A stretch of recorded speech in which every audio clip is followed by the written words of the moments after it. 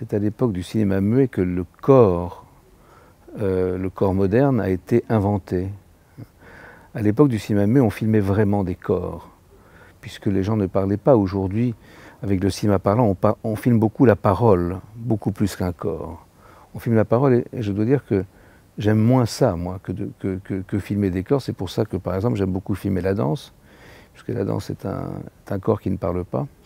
Mais disons que l'invention du corps moderne, il s'est fait à l'époque du cinéma muet, avec deux genres qui ont été majeurs dans l'invention de ce corps moderne, qui sont le burlesque, avec un corps acrobatique qui vient du cirque, qui vient de la fête foraine, et un corps, disons, moderne dans son accoutrement, qui est le western.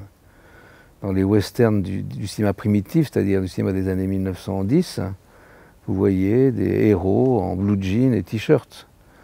Alors qu'à la même époque, le cinéma, disons, qui veut se confronter à des grands sujets, c'est-à-dire en fait qui fait du théâtre, qui filme des tragédies grecques, est un corps absolument démodé, empâté. Ce sont des héros qui ont la cinquantaine, qui sont bedonnants, moustachus, incapables de se mouvoir, voilà.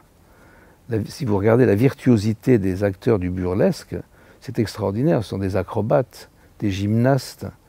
Voilà, c'est magnifique. Et puis, par ailleurs, je dois dire que, personnellement, pour moi, le corps est essentiel. Il a été essentiel dans toute l'histoire de l'art, notamment le corps féminin. Toute l'histoire de l'art est parcourue de nus. Quand je suis allé pour la première fois dans des musées, j'y allais parce que c'était pour moi la possibilité de voir des femmes nues, pour la première fois. Et je regrette d'ailleurs que dans certains moments de l'art contemporain, le corps ait disparu. Le corps a été considéré comme non intéressant, démodé. C'était l'histoire du peintre et son modèle, ça n'intéressait plus personne.